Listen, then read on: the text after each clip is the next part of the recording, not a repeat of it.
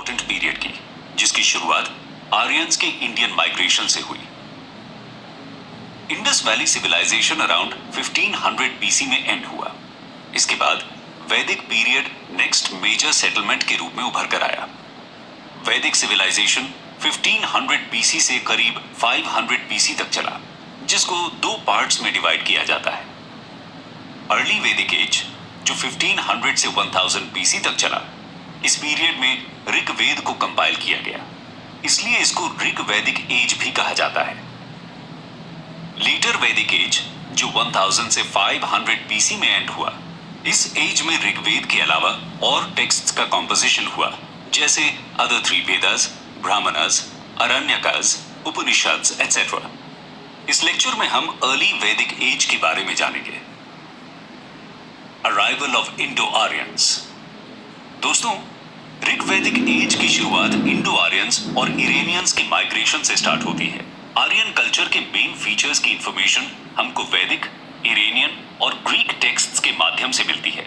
इसमें main texts हैं Rigveda, ज़ेंडावेस्टा, होमर्स Iliad और ओडिसी। आर्यंस एक सेमी नोमैडिक ट्राइब थी, जिनकी सोसाइटी पास्टोरल इकोनॉमी पर बेस्ड थी। आर्यंस कहां से माइग्रेट हुए, ये डिबेटेबल है।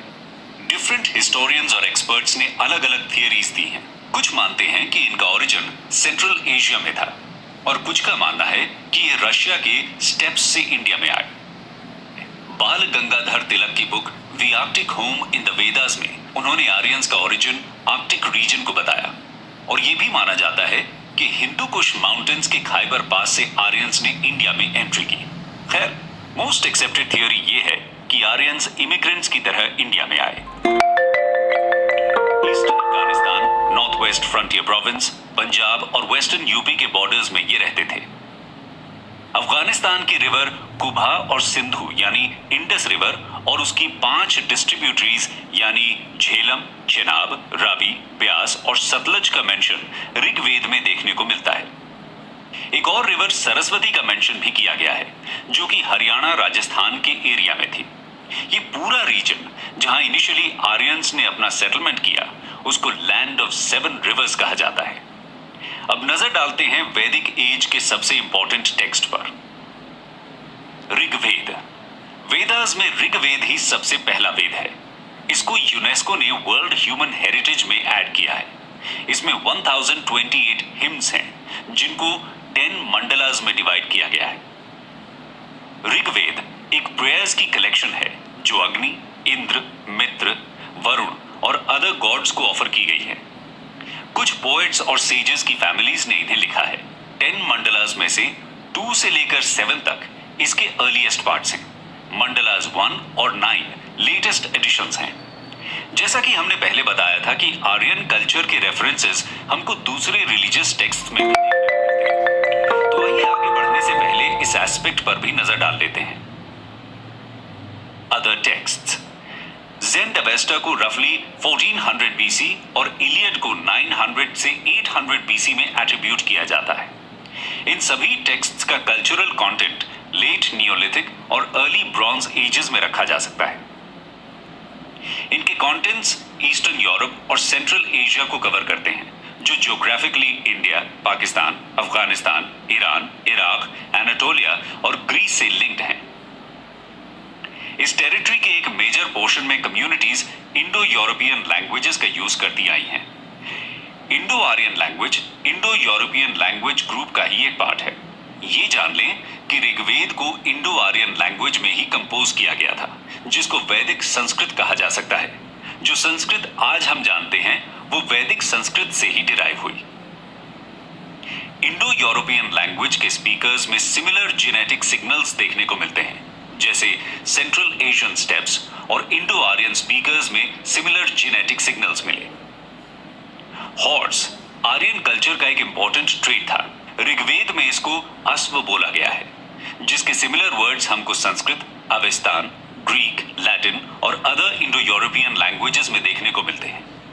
अवेस्टा में मित्रा की प्रेयर्स में लगातार हॉर्स और चैरियट का मेंशन देखने को मिलता है। ऋग्वेद में गॉड मित्रा यही माने जाते हैं। इलियड और ओडिसी में भी हॉर्सेस के रेफरेंसेस देखने को मिलते हैं। हॉर्स ड्रॉन चैरियट्स का वाइड यूज सभी टेक्स्ट्स में देखने को मिलता है।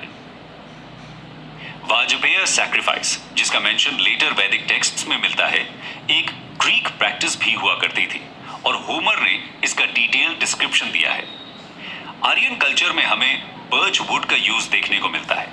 संस्कृत में बर्च को भुर्जा कहा गया है और इसी के सिमिलर वर्ड्स हमें 6 इंडो यूरोपियन लैंग्वेजेस में देखने को मिलते हैं।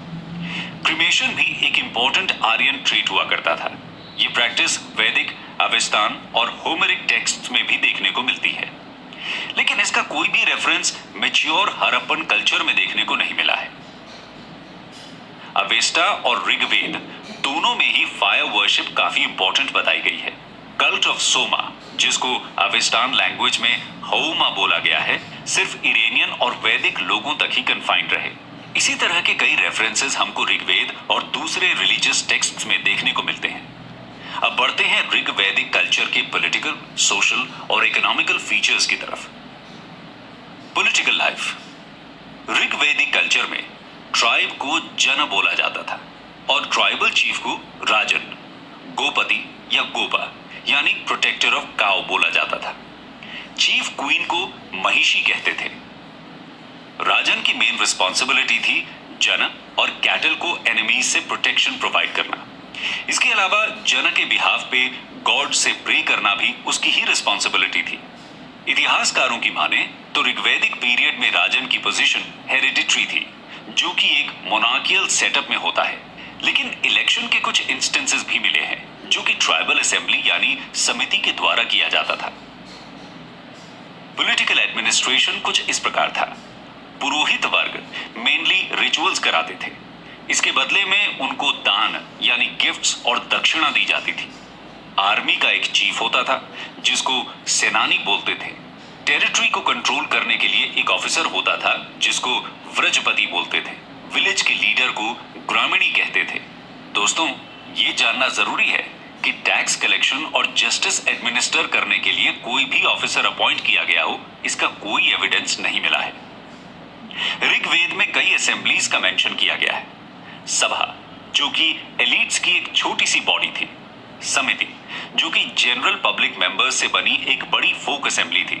इसका लीडर राजन हुआ करता था। विदाथा, जो कि एक ट्राइबल असेंबली